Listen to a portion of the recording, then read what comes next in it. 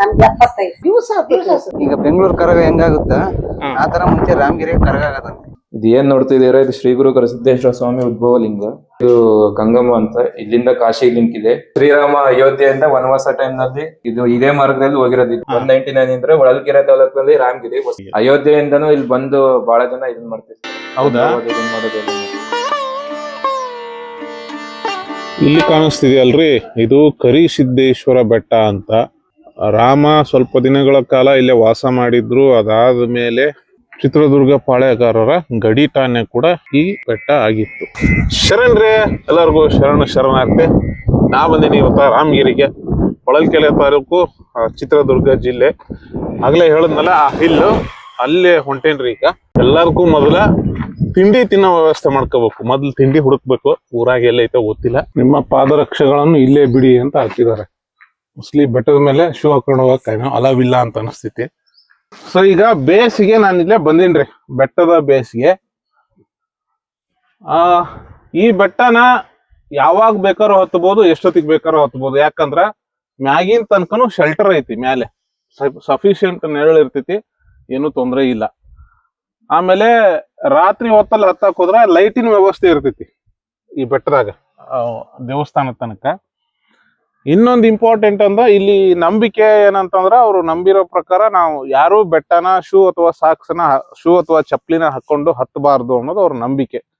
So ಕೆಲವೊಂದ್ ಕಡೆ ನಾವು ಅವರ ಸ್ಥಳೀಯ ನಂಬಿಕೆಯನ್ನ ಗೌರವಿಸ್ಬೇಕಾಗಿರೋದ್ರಿಂದ ನಾನು ಇವತ್ತ ಶೂನ ಬಿಟ್ಟು ಹಂಗೆ ಬರಗಾಲಿ ಹತ್ತಾಕತ್ತೀನಿ. ಸೊ ಇದ ಬೇಸ್ ನೋಡ್ರಿ, ಇಲ್ಲೊಂದು ದೇವಸ್ಥಾನ ಐತೆ, ಅಲ್ಲಿ ಮ್ಯಾಲ ಹೋಗ್ಬೋದು. ಅಲ್ಲಿಂದ ಬಂದ್ರ ಇಲ್ಲಿಂದ ಮೆಟ್ಲು ಅಲ್ಲಿ ಮ್ಯಾಗ ತನಕ ಹೋಗ್ಬೋದು. ನೋಡ್ರಿ, ಇದು ಅಡ್ಮಿನಿಸ್ಟ್ರೇಟಿವ್ ಆಫೀಸ್. ಇದು ಬಂದ್ರ ಇಲ್ಲಿ ಮೆಟ್ಲು ಸಿಗ್ತಾವ. ಇಲ್ಲ ನೋಡ್ರಿ, ಮೆಟ್ಲು ಹತ್ತಿ ಬರ್ತಿದ್ದಂಗನ ಬಲಗಡೆ ಸಿಗುವಂತದ್ದು ಒಂದು ಬಸವಣ್ಣನ ಮೂರ್ತಿ ಇಲ್ಲ ನೋಡ್ರಿ.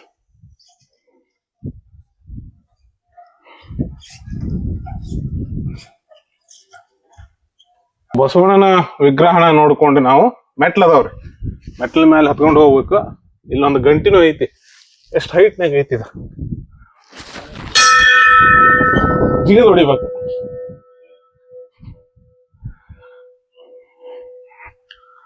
ಚಿತ್ರದುರ್ಗ ಪಾಳೆಗಾರರು ಒಂದು ಬಾರ್ಡರ್ ಗಡಿ ಠಾಣೆ ಕೂಡ ಆಗಿತ್ತು. ಅವ್ರ ಒಂದು ಕೋಟೆನೂ ಕಟ್ಟಿಸ್ಕೊಂಡಿದ್ರು ಚಿಕ್ಕದು. ಅದ್ರ ಕುರುಹುಗಳದಾವು. ಮ್ಯಾಲೆ ದೇವಸ್ಥಾನ ಐತಿ, ಅಲ್ಲಿ ಹೋದಾಗ ಅದ್ರ ಬಗ್ಗೆ ಮಾತಾಡೋಣ. ಹತ್ಕೊಂಡ್ ಬಂದ್ಮೇಲೆ ಫಸ್ಟ್ಗೆ ಸಿಗುವಂತದ್ದು ಗಣಪತಿ ದೇವಸ್ಥಾನ ಎಡಗಡೆ ಇರ್ತೈತಿ. ಇಲ್ಲಿ ನೋಡ್ಬೇಕು, ಈ ಗಣೇಶನ ಮೂರ್ತಿ ಏನೈತಲ್ರಿ, ಬಹಳ ಪ್ರಾಚೀನವಾದಂಥದ್ದು. ಬಹಳ ಪ್ರಾಚೀನವಾದಂಥದ್ದು, ಅಷ್ಟೇ ವಿಶೇಷವಾಗಿದೆ. ಈ ಗಣೇಶನ ದೈಹಿಕ ರಚನೆಯನ್ನ ನೋಡಿದ್ರೆ ಅಷ್ಟೇ ವಿಶೇಷವಾಗೈತಿ. ಗಣೇಶನ ಮುಖ ನೋಡ್ರಿ, ಮೋಸ್ಟ್ಲಿ ಕೋರೆ ಹಲ್ಲುಗಳು. ಆಮೇಲೆ ಗಣೇಶನ ಹೊಟ್ಟೆ ಭಾಗವನ್ನ ನಾವು ನೋಡಿದ್ರೆ ಅದು ಕೆಳಗೆ ತಾಗಿದೆ ಭೂಮಿಗೆ.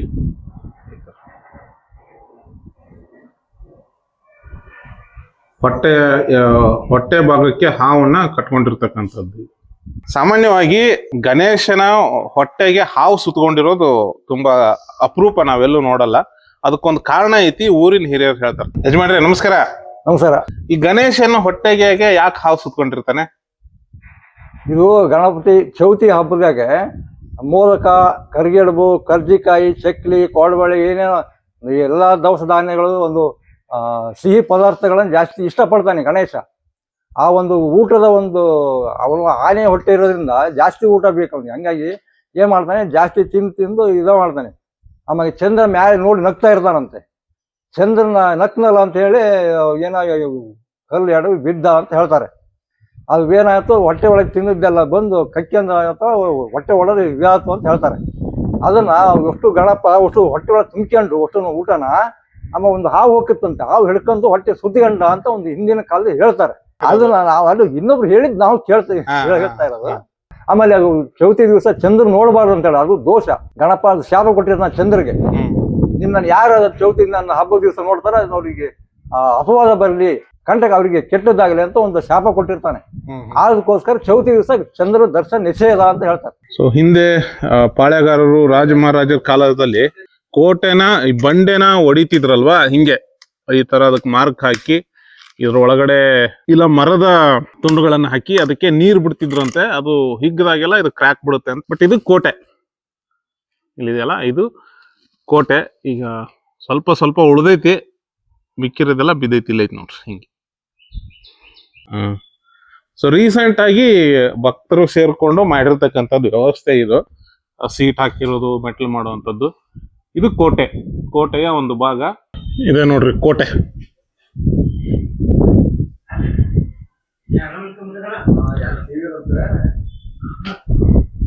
ಮತ್ತಿದು ದೊಡ್ಡ ಹೊಟ್ಟೆ ರಂಗನಾಥ ಅಣ್ಣ ಪಾದ ಅಂತೆ ಜನರ ನಂಬಿಕೆ. ಎಲ್ಲ ನೋಡ್ಕೊಂಡ್ರೆ ರಾಮಗಿರಿ ಕೋಟೆಯನ್ನ ಶತ್ರುಗಳ ದಾಳಿಯಿಂದ ರಕ್ಷಣೆ ಪಡ್ಕೋಬೇಕು ಅಂತ ಹೇಳಿ ಗಡಿ ಕೋಟೆಯನ್ನಾಗಿ ಈ ಪ್ರದೇಶವನ್ನ ಅವರು ಬಳಕೆ ಮಾಡ್ಕೋತಿದ್ರು. ಇದು ಕೂಡ ಕೋಟೆನೆ. ಕೆಳದಿಯ ನಾಯಕರು ಮತ್ತೆ ರಾಮದುರ್ಗದ ಪಾಳೆಗಾರರು ಕೂಡ ಈ ಕೋಟೆಯನ್ನ ಯುದ್ಧದಲ್ಲಿ ಕೆಲವೊಮ್ಮೆ ಗೆದ್ಕೊಂಡಿದ್ರು. ಸೊ ಸೀದಾ ಬಂದು ಎಡಗಡೆ ಮೇಲೆ ಕತ್ಕೊಂಡು ಹೋದ್ರೆ ದೇವಸ್ಥಾನಕ್ಕೆ ಹೋಗ್ತೀವಿ. ಎದುರುಗಡೆ ಒಂದು ಭೈರದೇವರ ಗುಡಿ ಇದೆ ಅಂತೆ, ಅಲ್ಲಿ ಹೋಗೋಣ.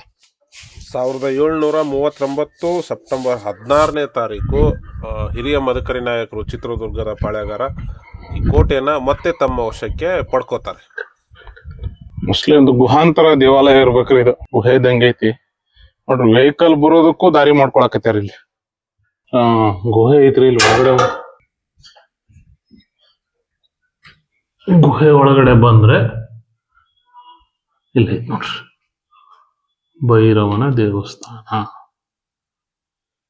ಇದು ಕೇವು. ಈ ಗುಹೆನ ನೋಡ್ಕೊಂಡು ಮತ್ತೆ ಹೊರಗಡೆ ಹೋಗೋಣ. ಕರಿಜಾಲಿ ಎಲ್ಲ ಹೆಂಗ್ ನೋಡ್ರಿ.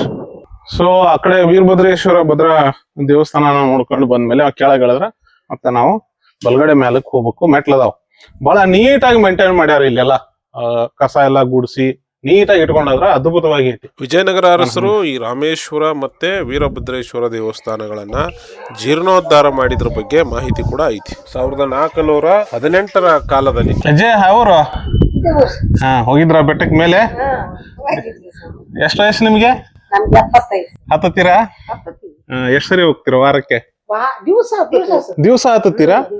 ಓ, ನಿಮ್ಗೇನ್ ಸುಸ್ತಾಗಲ್ವಾ? ಸುಸ್ತು ಅದು ಹೊಸಬರಿಗೆ ಮಾತ್ರ ಸುಸ್ತು. ಡೈಲಿ ಓಡಾಡಿದ್ರೆ ನಮ್ಗೆ ಆರೋಗ್ಯ ಚೆನ್ನಾಗಿರುತ್ತೆ. ಇಲ್ಲಿ ಬಂದ್ ಹೋದ್ವಿ ಅಂದ್ರೆ ಆರೋಗ್ಯ ಚೆನ್ನಾಗಿರುತ್ತೆ. ಹೌದಾ? ದಿನಕ್ಕೊಂದ್ ಸರಿನಾರ ಬಂದ್ ಹೋಗ್ತೀರಿ? ಒಂದು ಬೆಳಿಗ್ಗೆ 8 ಗಂಟೆ 8-8:30 ಇಲ್ಲಿ ಇರ್ತೀವಿ. ಎಲ್ಲಂತ ವಾಪಣಿ ಇದ್ರೆ ಕೇಳ್ಕೊಂತೀವಿ. ಇಲ್ಲ ಅಂತಂದ್ರೆ ನಾವು ತೀರ್ಥಗಂಧ ತಗೊಂಡು ನೋಡಿ. 70, 71, 75 ವರ್ಷದ ಯುವಕರು ಮೆಟ್ಲನ್ನ ಹತ್ತಕ್ ಪ್ರಯತ್ನ ಮಾಡ್ತಾರ ಪ್ರತಿದಿನಾನು.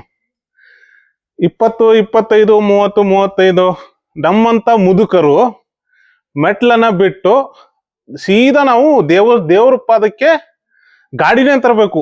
ಹಂಗೆ ರೋಡ್ ಮಾಡೋ ಯೋಚನೆಯನ್ನ ಮಾಡ್ತೀವಿ. ಜನರೇಷನ್ ಯಾಪ್ ಹಂಗಿದೆ. ರಾಮ ಪ್ರತಿಷ್ಠಾಪಿಸಿದ 199ನೇ ಶಿವಲಿಂಗವನ್ನ ನಾವು ಈ ದೇವಸ್ಥಾನದೊಳಗಡೆ ಇವತ್ತ ನೋಡ್ತೀವಿ. ನಿಮ್ಮ ಕಡೆ ಇದಕ್ಕೆ ಏನಂತೀರಿ ಅನ್ನೋದನ್ನ ದಯವಿಟ್ಟು ಕಮೆಂಟ್ ಮಾಡ್ರಿ. ಇದಕ್ಕೆ ಇಂಗ್ಲಿಷ್ನಾಗ ಡ್ರ್ಯಾಗನ್ ಫ್ಲೈ ಅಂತ ಕರೀತಾರೆ. ಎಷ್ಟು ಅದ್ಭುತವಾದ ಬಾಗಿಲು ನೋಡ್ರಿ. ಇದು ಕಲ್ಲಲ್ಲಿ ಮಾಡಿರೋದು. ಸೊ ಬ್ಯೂಟಿಫುಲ್, ಅದ್ಭುತ. ಇದನ್ನ ದಾಟ್ಕೊಂಡು ಒಳಗೆ ಬಂದ್ರೆ ದೇವಸ್ಥಾನದ ಆವರಣ ಒಂದು ಮಂಟಪ ಸಿಗ್ತೈತಿ. ಇಲ್ಲಿ ಇದು ದೇವಸ್ಥಾನ ಕರಿಸಿದ್ದೇಶ್ವರ ಕತ್ರೂಗರ್ಗೆ ಅಂತೇಳಿ ಇಲ್ಲಿಗೆ ಹೋಗ್ಬೇಕು. ಮೇಲ್ಗಡೆ ದೇವಸ್ಥಾನ ಐತಿ. ಬಟ್ ಎದುರುಗಡೆ ಬಂದ ತಕ್ಷಣ ಇಲ್ಲೊಂದು ನಂದಿ ಐಡಲ್, ನಂದಿ ಸ್ಟ್ಯಾಚು. ಇದನ್ನ ನೋಡ್ಕೊಂಡು ಇಲ್ಲಿ ಹೋಗೋಣ. ಇಲ್ಲಿ ಹೋದ್ರೆ ಇಲ್ಲೊಂದು ಹೊಂಡ ಐತಿ ನೋಡ್ರಿ. ಎಷ್ಟೊಂದು ಗಲೀಜು ಮಾಡಿ ಹೋಗ್ಯಾರ ಇಲ್ಲಿ. ಯಪ್ಪ,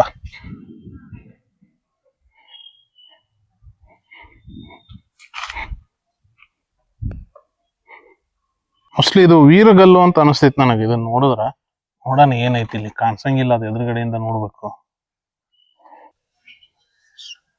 ಶಿಲಾಶಾಸನಕಂ ವೀರಗಲ್ರಿ ಇದು. ಇಲ್ಲೇನೋ ಟೆಕ್ಸ್ಟ್ ಐತಿ, ಬರ್ದಾರ. ಇದು ಕಲ್ಯಾಣಿ ಕಡೆ ಮುಖ ಮಾಡಿಕೊಂಡು ಅರ್ಧ ನೀರಾಗಿರೋದ್ರಿಂದ ಇದನ್ನ ಸ್ಪಷ್ಟವಾಗಿ ಓದಕ್ ಆಗ್ಲಿಲ್ಲ ನನಗ. ಹಂಗೈತ್ ನೋಡ್ರಿ. ಇದನ್ನೆಲ್ಲ ನೋಡ್ಕೊಂಡು ಮೇಲಕ್ಕೆ ಬಂದ್ರ ದೇವಸ್ಥಾನ ಕರಿಸಿದ್ದೇಶ್ವರ ಕತ್ರುಗದ್ದಿಗೆ. ಕರಿಸಿದ್ದೇಶ್ವರ ಅವರ ಕತ್ರುಗದ್ದಿಗೆ ಬೆಳಗ್ಗೆ ಒಂದ್ಸಾರಿ ಪೂಜೆ ಮಾಡಿ ಹೋಗ್ತಾರೆ. ಆಮೇಲೆ ಬೀಗ ಹಾಕಿರ್ತಾರೆ. ನಾನು ಹೋದಾಗ ಬೀಗ ಹಾಕಿತ್ತು, ನೋಡಕ್ ಆಗ್ಲಿಲ್ಲ ಒಳಗಡೆ. ಟೆಂಪಲ್ ಕಾಂಪ್ಲೆಕ್ಸ್ ಆವರಣ.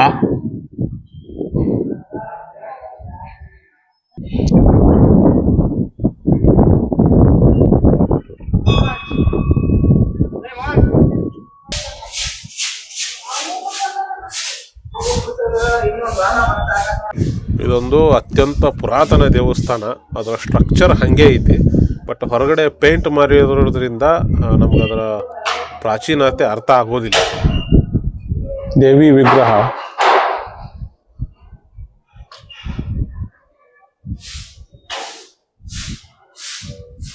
ಇಲ್ಲಿ ನಾಗರ ಕಲ್ಲುಗಳಿದಾವ ನೋಡ್ರಿ.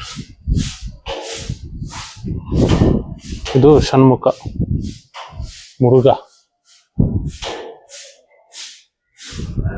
ಸೊ ಇಲ್ಲೊಂದು ಲಿಂಗ ಬೇಸ್ ಐತಿ, ಲಿಂಗ ಐತೋ ಇಲ್ಲ ಗೊತ್ತಿಲ್ಲ, ಅದೇ ಇರ್ಬೇಕೇನ. ಇದು ನೋಡಿ ವೀರಭದ್ರೇಶ್ವರ ದೇವಸ್ಥಾನ. ಪ್ರಮುಖ ದೇವರುಗಳಲ್ಲಿ ಇದು ಕೂಡ ಒಂದು. ಅನೇಕ ಭಕ್ತರು ಇಲ್ಲಿ ಹೇಳಿಕೆಗಳನ್ನ ಕೇಳುವಂತ ಒಂದು ಸಂಪ್ರದಾಯ ಈಗಲೂ ಇದೆ. ಪಕ್ಕದಲ್ಲಿರೋದು ಲಿಂಗು.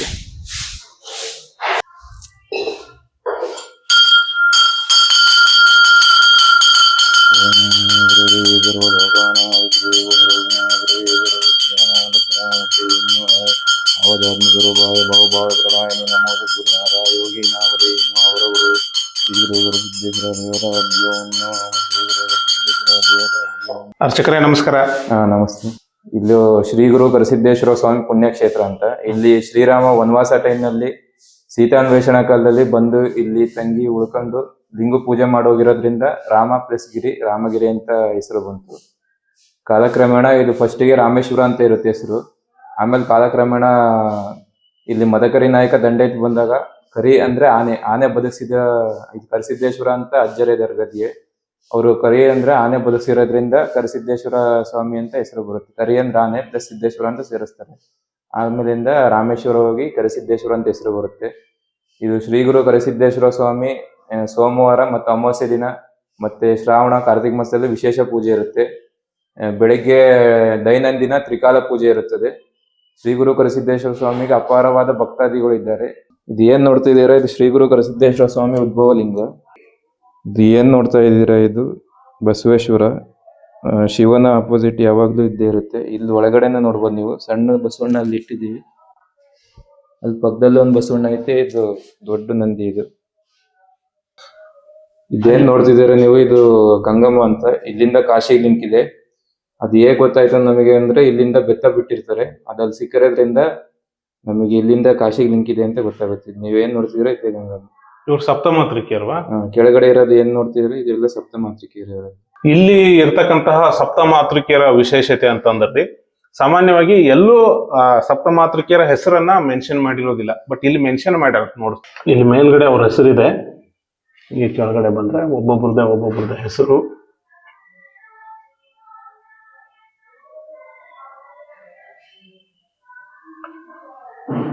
ವಾರಾಹಿ, ಚಂದ್ರಾಣಿ, ಚಾಮುಂಡಿ ಅಂತ. ಇದು ಗಂಗೆ. ಇಲ್ಲಿಂದ ಕಾಶಿ ಲಿಂಕ್ ಇದೆ. ಇದು ಗಂಗಮ್ಮಂದ್ ಏನ್ ಪವಾಡ ಅಂದ್ರೆ, ಮಳೆಗಾಲದಲ್ಲಿ ಕೆಳಗಡೆ ಹೋಗುತ್ತೆ, ಅದೇ ಬೇಸಿಗೆಗಾಲದಲ್ಲಿ ಮೇಲಿರುತ್ತೆ. ಅದು ಮೇಲ್ಗಡೆ ಇತ್ತು ಅಂದ್ರೆ ನಮಗೆ ಮಳೆ ಬರಲ್ಲ, ಕೆಳಗೋದಷ್ಟು ಮಳೆ ಸಮೃದ್ಧಿಯಾಗಿ ಆಗುತ್ತೆ ಅಂತ. ಈಗ ಕೆಲವು ಕಡೆ ಏನಾಗುತ್ತೆ ಅಂದ್ರೆ ಮೇಲ್ಗಡೆ ಇದ್ರೆ ಮಳೆ ಜಾಸ್ತಿ ಅಂತಾರೆ, ಆದ್ರೆ ನಮಗೆ ಹಂಗಲ್ಲ. ಕೆಳಗಡೆ ಹೋದಷ್ಟು ಸಮೃದ್ಧಿ ಮಳೆ ಅಂತೆ, ಮೇಲ್ಗಡೆ ಬಂದ್ರೆ ಬರಗಾಲ ಅಂತ. ಈಗ ಕೆಳಗಡೆ ಹೋಗಿದೆ, ಈಗ ಕೆಳಗಡೆ ಹೋಗಿದೆ, ಈಗ ಮೇಲ್ಗಡೆ ಇದೆ. ಈಗ ಯಾಕೆಂದ್ರೆ ಮಳೆ ಇಲ್ಲಲ್ಲ, ಮಳೆಗಾಲ ಇಲ್ಲಲ್ಲ, ಮೇಲ್ಗಡೆ ಬರುತ್ತೆ. ಈಗ ಮಳೆ ಬರ್ಬೇಕು ಅಂದ್ರೆ ಅದಕ್ಕೆ ಫುಲ್ ಎಷ್ಟು ಕೆಳಗಡೆ ಹೋಗುತ್ತೋ ಅಷ್ಟು ನಮಗೆ ಮಳೆ ಸಮೃದ್ಧಿ ಆಗುತ್ತೆ. ಇಲ್ಲಿ ಗಂಗಮ್ಮ ನೀವ್ ಏನ್ ನೋಡಿದೀರಾ, ಇದಕ್ಕೆ ಹುಷಾರಿಲ್ಲದರಿಗೆ ಕಿವಿ ಮತ್ತೆ ಏನೇ ಅನಾರೋಗ್ಯ ಸಮಸ್ಯೆ, ಕಣ್ಣು ಕಿವಿ ಮತ್ತೇನೇ ಅನಾರೋಗ್ಯ ಸಮಸ್ಯೆ ಇದ್ದಂತವರಿಗೆ ಅಲ್ಲಿ ಶ್ರೀ ಗುರು ವೀರಭದ್ರ ಸ್ವಾಮಿ ಇದಾರಲ್ಲ, ಅವ್ರಂತ ಅಪ್ನೆ ಕೇಳಬೇಕು. ಅಪ್ನೆ ಕೇಳಿ ಅಲ್ಲಿ ವೀರಭದ್ರ ದೇವರು ಕೊಡ್ರಿ ಅಂತ ಹೇಳಿದ್ರೆ ಮಾತ್ರ ಕೊಡೋದು, ಇಲ್ಲ ಅಂತ ಹಂಗೆಲ್ಲ ಕೊಡಂಗಿಲ್ಲ. ತೀರ್ಥನ ಅವ್ರ ಅಪ್ನೆ ಇಲ್ಲದೆ ಮುಟ್ಟಂಗಿಲ್ಲ ಅಂತ. ಮುಟ್ಟಕ್ಕಾಗಲ್ಲ, ಅವ್ರ ಅಪ್ನೆ ಇದ್ದೇ ಮುಟ್ಟಕ್ಕಾಗಲ್ಲ. ಅದನ್ನ ಭಾರಿ ಕಟ್ನಿಟ್ಟಿಂದ ಅಂಟು ಮುಂಟಿದ್ದಂಗೆ ಇದ್ದಿದ್ದ ಬಾಳ ಇದ್ದ ತಗೋಬೇಕು. ಅದು ಹೇಗ್ ತಗೋಬೇಕು ಅಂತ ನಾವ್ ಹೇಳ್ತೀವಿ. ಡೈಲಿ ದೈನಂದಿನ ಮೊದಲನೇ ಪ್ರಥಮ ಪೂಜೆ 7:30 8 ಗಂಟೆಗೆ ಆಗುತ್ತೆ. ಹಾ. ಮತ್ತೆ ಎರಡನೇ ಪೂಜೆ ಒಂದು 8:30 9:30 ಒಳಗಡೆ ಎರಡನೇ ಪೂಜೆ ಆಗುತ್ತೆ. ಹ್ಮ್. ಮತ್ತೆ ಸಂಜೆ 6ರಿಂದ 6:30 ಸಂಜೆ ಪೂಜೆ ಆಗುತ್ತೆ. ಒಂದು ದಿನಕ್ಕೆ ತ್ರಿಕಾಲ್ ಪೂಜೆ ಇರುತ್ತೆ. ಸೋಮವಾರ ಮತ್ತು ಅಮಾವಾಸ್ಯೆ ದಿನ ಹಬ್ಬ ಹರಿದಿನಗಳಲ್ಲಿ ವಿಶೇಷವಾಗಿ ಜನ ಬರ್ತಾರೆ. ವರ್ಷಕ್ಕೊಂದ್ಸರಿ ಕಾರ್ತಿಕ ನಡೀತೈತೆ, ಅವಾಗ ವಿಶೇಷವಾಗಿ ಬಹಳಷ್ಟು ಜನ ಬರ್ತಾರೆ. ಇಲ್ಲೆಲ್ಲ ಅಭಿಷೇಕ, ಗಂಗಾ ಪೂಜೆ, ಮತ್ತೆ ರುದ್ರಾಭಿಷೇಕ, ಅನ್ನ ಸಂತರ್ಪಣೆ ಎಲ್ಲ ಕಾರ್ಯಕ್ರಮ, ಆಮೇಲೆ ಉತ್ಸವ ಮೂರ್ತಿ ಇಲ್ಲೆಲ್ಲ ಕುಂಡ್ರಿಸಿರ್ತೀವಿ. ಆಮೇಲೆ ಕೆಳಗಡೆ ಕದ್ಲಿ ಕಟ್ತೀವಿ, ಬಾಳೆಹಣ್ಣಿನ ರಾಶಿ ಇದನ್ ಮಾಡ್ತೀವಿ. ಆಮೇಲೆ ಅದನ್ನ ಭಕ್ತಾದಿಗಳು ಏನೇ ಅರಕೆ ಇದನ್ ಮಾಡಿದ್ರು ಅಲ್ಲಿ ಕೆಳಗಡೆ ಮಂಟಪ ಕಟ್ಟಿರ್ತೀವಿ, ಅಲ್ಲಿ ಕದಲಿ ಕಟ್ಟಿರ್ತೀವಿ. ಆ ಕದಲಿ ಒಳಗ್ ಕುಂತಾಗ ದೇವರಲ್ಲಿ ಬಾಳೆಹಣ್ಣಿನ ರಾಶಿ ಎಲ್ಲ ಹಾಕ್ತಾರೆ. ಆಮೇಲೆ ಮತ್ತೆ ಪೂಜೆ ಮಾಡಿ ತದನಂತರ ಅದನ್ನ ಮತ್ತೆ ಹಂಚ್ತೀವಿ. ಅವಾಗ ಕಾರ್ತಿಕದಲ್ಲಿ ವರ್ಷಕ್ಕೊಮ್ಮೆ ಲಕ್ಷೋಪರಾಗಿ ಜನಗಳು ಬರ್ತಾರೆ. ಲಕ್ಷ ದೀಪೋತ್ಸವ ನಡೀತೈತಲ್ಲ, ಒಂದ್ ಕಡೆಯಿಂದ ಅಲ್ಲ, ದೇಶ ವಿದೇಶಗಳಿಂದ ಭಕ್ತಾದಿಗಳೆಲ್ಲ ಬರ್ತಾರೆ. ಹಾಗಾಗಿ ಕಾರ್ತಿಕ ವಿಶೇಷ. ನೀವೇನ್ ನೋಡ್ತಾ ಇದೀರ, ಶ್ರೀರಾಮ ಅಯೋಧ್ಯೆಯಿಂದ ವನವಾಸ ಟೈಮ್ ನಲ್ಲಿ ಇದು ಇದೇ ಮಾರ್ಗದಲ್ಲಿ ಹೋಗಿರೋದು. ಗ್ರೀನ್ ಕಲರ್ ಏನಿದೆಯಲ್ಲ, ಇಲ್ಲಿಂದ ಅಯೋಧ್ಯೆ ಅಂದ್ರೆ ಶ್ರೀಲಂಕಾ ಸ್ಟಾರ್ಟ್ ಮಾಡಿದ್ರ, ಇಲ್ಲಿಂದ ಸ್ಟಾರ್ಟ್ ಮಾಡಿರೋದು. ಇಲ್ಲಿಂದ ಹೋಗಿ ಇಲ್ಲಿ ಶ್ರೀಲಂಕಾ ತಲುಪೋ ಮಾರ್ಗದಲ್ಲಿ 199 ಬರುತ್ತೆ. 199 ಅಂದ್ರೆ ಹೊಳಲ್ಕೆರೆ ತಾಲೂಕಿನಲ್ಲಿ ರಾಮಗಿರಿ, ಹೊಸದುರ್ಗ ತಾಲೂಕಿನಲ್ಲಿ ಆಲರಾಮೇಶ್ವರ ಅಂತ ಬರುತ್ತೆ. ಎರಡು ತಾಲೂಕು. ನಮ್ದು 199 ಅಂತ ಇಲ್ಲಿ ನೋಡ್ಬೋದು ನೀವು. ಇಲ್ಲಿ ಹೆಸರು ಇದೆ ನೋಡ್ರಿ, ಇಲ್ಲಿ 199 ಅಂತ ಶ್ರೀ ಗುರು ಕರಸಿದ್ದೇಶ್ವರ ಸ್ವಾಮಿ ರಾಮಗಿರಿ ಅಂತ ರಾಮಗಿರಿ ಬಂದೋಗಿರೋದು ಅಂತ ಪ್ರತೀತಿ. ಅಯೋಧ್ಯೆಯಿಂದನೂ ಇಲ್ಲಿ ಬಂದು ಬಹಳ ಜನ ಇದನ್ ಮಾಡ್ತಿರ್ತಾರೆ. ಹೌದಾ? ಇದನ್ ಮಾಡೋದು ಎಲ್ಲ ಮಾಡ್ತಿರ್ತಾರೆ. ಮಾಸದಲ್ಲಿ ಡೈಲಿ ಅಲ್ಲಿ ದೀಪ ಹಚ್ತೀವಿ. ಇಲ್ಲಿ ಒಂದೂವರೆ ತಿಂಗಳು ಹುಣ್ಣಿಮೆಯಿಂದ ಅಮಾವಾಸ್ಯೆ ತನಕ 1.5 ತಿಂಗಳು ದೀಪ ಹಚ್ತೀವಿ. ಬ್ರದರ್, ಈಗ ಎಲ್ಲಿ ಹೋಗ್ತಿದೀವಿ ನಾವು? ಏನಿದೆ ಮೇಲೆ? ಈಶ್ವರ ಲಿಂಗ ಇದೆ. ಮೇಲೆ ಒಂದು ಈಶ್ವರ ಲಿಂಗ ಇದೆ ಅಂತೆ. ತುಂಬಾ ಬ್ಯೂಟಿಫುಲ್ ಆಗಿದೆ ನಿಜವಾಗ್ಲೂ. ಈಗ ನಮ್ಗೆ ಟ್ರೆಕ್ ಫೀಲ್ ಹತ್ ಬರ್ತಿತ್ತು ನೋಡಿ. ಈ ಬಂಡೆನ ಹತ್ಬೇಕು, ಸ್ವಲ್ಪ ಜರಿಯುತ್ತೆ ಇದು. ಬ್ರದರ್, ನಿಮ್ಮ ಹೆಸರು? ರುದ್ರಸ್ವಾಮಿ ಅಂತ. ತಾವಿಲ್ಲಿ ಏನ್ ಮಾಡ್ತೀರಿ? ಇಲ್ಲೇ ಏನಿಲ್ಲ, ಸೇವೆ ಮಾಡ್ತೀವಿ ಅಷ್ಟೇ. ನಾವು ಬರ್ತಿದೀವಿ. ಇಲ್ಲೊಂದು ಬಾವಿ, ಬಂಡೆ ಮೇಲೆ ಬಾವಿ ಇದೆಯಾ? ಇದೇ ಪೂಜೆ ಬಳಸ ನೀರು. ಹೌದಾ? ನೋಡಿ, ದೇವ್ರಿಗೆ ಇದೇ ನೀರನ್ನ ಪ್ರತಿನಿತ್ಯ ಪೂಜೆ ಮಾಡಿಸ್ತಾರೆ. ಹೊಂಡ ನೋಡ್ಕೊಂಡು ಅಲ್ಲಿ ಮೇಲಕ್ಕೆ ಹೋಗ್ಬೇಕು. ಬಹಳ ಚೆನ್ನಾಗತ್ತೆ. 1.5 ತಿಂಗಳು ಕಾರ್ಯಕ್ರಮ ಮಾಡ್ತೀರಂತಲ್ಲ ಕಾರ್ತಿಕ್ದಾಗ? ಕೆಂಡ ಮಾಡಿದ್ವಿ. ಈಗ 150 ವರ್ಷದ ಕೆಳಗ ಆಗಿದ್ದು, ಅದು ಈಗ ಆಗೈತೆ.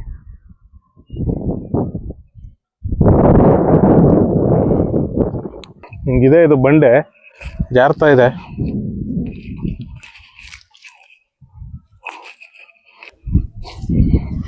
ಇದನ್ನ ಹತ್ತುತ್ತೀರಲ್ಲ,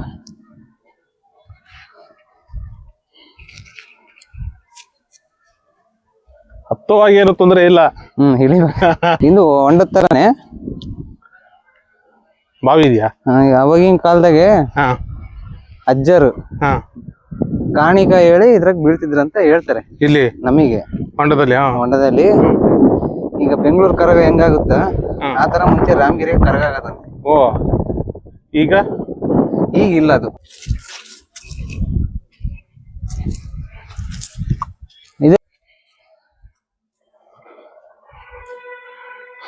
ಇದೇನಾ?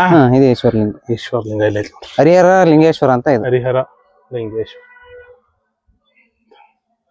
ಸುತ್ತಲೂ ಊರ್ ತೋರಿಸ್ತೀನಿ ಬರೀ. ಇಲ್ಲಿ ಅದೆಲ್ಲ ಕೋಟೆ ಇದೆ, ಬತೇರಿ ಅದು. ಎಲ್ಲ ಕೋಟೆದು ಬತೇರಿ ಇದೆ. ಊರು, ಊರಿನ ಕೆರೆ, ರೈಲ್ವೆ ಟ್ರ್ಯಾಕ್, ರೈಲ್ವೆ ಸ್ಟೇಷನ್. ಈ ಕಡೆ ಬಂದ್ರೆ ಅದು ರೈಲ್ವೆ ಸ್ಟೇಷನ್. ಇಷ್ಟಿದೆ ನೋಡ್ರಿ. ಅಲ್ಲಿ ಪವಾಡ ಮಾಡ್ಬಂದು ಇಲ್ಲಿ ಕಾಣಿಕ ಹೇಳಿ ಅದ್ರಕ್ಕೆ ಬೀಳ್ತಿದ್ರು. ಈಗ ಬಿದಿರಿನ ಪುಟ್ಟಿಗೆ ಮಲ್ಲಿಗೆ ಮೊಗ್ಗು, ಆ ಮೊಗ್ನಾಗೆ ಅಲಂಕಾರ ಮಾಡಾರಂತೆ ಪುಟ್ಟಿಗೆ. ಆ ಪುಟ್ಟಿಗೆನೆ ಖಾಲಿ ಪುಟ್ಟಿಗೆ ಸಿಂಬೆ, ಈ ತರ ಸಿಂಬೆ ಬರ್ತವೆ ನಮ್ ಕಾರ್ತಿಕದಲ್ಲಿ. ಈ ತರ ಸಿಂಬೆ ಹಚ್ತಾರೆ 1.5 ತಿಂಗಳಿಂದ. ಇದೇ ಕಾರ್ತಿಕ ವಿಶೇಷ ನಮಗೆ. 1.5 ತಿಂಗಳು ಅವ್ರವ್ರ ಮನೆಯಿಂದ ತಂದು 150 ಅವ್ರವ್ರ ಕೈಯಾಗ ಎಷ್ಟಾಗುತ್ತೆ ಎಲ್ಲಾರು ಬಂದು 1.5 ತಿಂಗಳಿಂದ ಸ್ಟಾರ್ಟ್ ಆಗುತ್ತೆ. ಮಂತ್ ಎಂಡಾಗೆ ನಮ್ದು ಕಾರ್ತಿಕ ಲಕ್ಷ ದೀಪೋತ್ಸವ. ಪ್ರತಿ 1.5 ತಿಂಗಳಿಂದ ಸ್ಟಾರ್ಟ್ ಆಯ್ತು. ಪ್ರತಿ ಸಂಜೆ ಹೊತ್ತು ದೀಪ ಹಚ್ಚಿ ಅಲಂಕಾರ ಮಾಡ್ತಾರೆ. ಆ ಸಿಂಬೆನ ಪುಟ್ಟಿಗೆ ಹಾಕ್ಯಂದು ನಮ್ಮ ರಾಮಗಿರಿನ 3 ರೌಂಡ್ ಸುತ್ತೊಡ್ಯಾರಂತ ಅವಾಗ ಅವರು ಅಜ್ಜರು. ಆ ತರ ಮಾಡಿ ಬಂದು ಹ್ಮ್ ಇಲ್ಲಿ ಬಂದು ವರ್ಷದ ಕಾಣಿಕ ಹ್ಮ್. 3 ಮಾತ್ ನೋಡ್ದು ಆ ಹೊಣದಕ್ ಬೀಳರಂತ ಅವಾಗಿನ ಕಾಲದಲ್ಲಿ ಹೇಳ್ತಾರ ಅಜ್ಜರು. ನಮಗೆ ನೋಡ್ದವ್ರು ಹೇಳಿದಾರೆ. ಅವಾಗಿನ ಕಾಲದಲ್ಲಿ ಹೇಳಿದಾರೆ, ಹಾ. ಅದ್ ನಮ್ ತಾತ ನಮಗೆ ಹೇಳಿದಾರೆ. ಇಲ್ಲಿ ನಾವು ಕೇಳ್ಸ್ಕೊಂತಿರ್ತೀವಲ್ಲ, ಇಲ್ಲಿ ಬಂದಾಗ ಹಾ ಕೇಳಿರೋದ್ ನಾವ್ ಹೇಳ್ತಿದ್ವಿ. ಅವ್ರು ದೇವ್ರವ್ರೆ ಈಗ ಐಕ್ಯವಾಗಿದಾರ. ಅವ್ರೆ ಈಗ ಅವ್ರಿಗೆ ಒಂದ್ ದೇವಸ್ಥಾನ ಅವರಿಗೆ ಕಟ್ಲಾಗಿದೆ. ದೇವಸ್ಥಾನ ಐತೆ. ಅವರು ಜೀವಂತ ಐಕ್ಯವಾಗಿರೋದಲ್ಲಿ. ಸೊ ಇಲ್ಲಿಂದ ಇಳಿಯುವಾಗ ಸ್ವಲ್ಪ ಹುಷಾರಾಗಿ ಇಳಿಬೇಕ್ರಿ, ಕುತ್ಕೊಂಡು ಇಳಿಬೇಕು. ನೋಡ್ರಿ ಹಿಂಗಿದೆ ಅದು ಸ್ಟೀಪಿ. ಇಷ್ಟಾತ್ ನೋಡ್ರಿ ಇವತ್ತಿಂದ ರಾಮಗಿರಿಯ ಶ್ರೀ ಕರಿಸಿದ್ದೇಶ್ವರ ಬೆಟ್ಟ. ಬಹಳ ಅದ್ಭುತ ಪ್ರಶಾಂತ ವಾತಾವರಣ. ಅಗೇನ್ ಭಕ್ತಾದಿಗಳಿಗೆ ಬರೋರಿಗೆ ಕಳಕಳೆ ಮನವಿ ಅಂದ್ರೆ ದಯವಿಟ್ಟು ಪ್ಲಾಸ್ಟಿಕ್ ಅನ್ನ ತಗೊಂಬಂದು ಎಲ್ಲಿ ಬೇಕಲ್ಲೇ ಬಿಸಾಕಕ್ ಹೋಗ್ಬೇಡ್ರಿ. ಒಳ್ಳೇದಲ್ಲ, ಪ್ರಕೃತಿಗೂ ಒಳ್ಳೇದಲ್ಲ, ಇಲ್ಲಿನ ಪಾವಿತ್ರ್ಯತೆಗೂ ಅದು ಒಳ್ಳೇದಲ್ಲ. ಮೆಟ್ಲು ಇರೋದ್ರಿಂದ ಯಾರು ಬೇಕಾದ್ರೂ ಬರ್ಬೋದು. ಮಕ್ಕಳನ್ನ ಕರ್ಕೊಂಡ್ ಬರ್ಬೋದು, ವಯಸ್ಸಾದವ್ರನ್ನ ಕರ್ಕೊಂಡ್ ಬರ್ಬೋದು.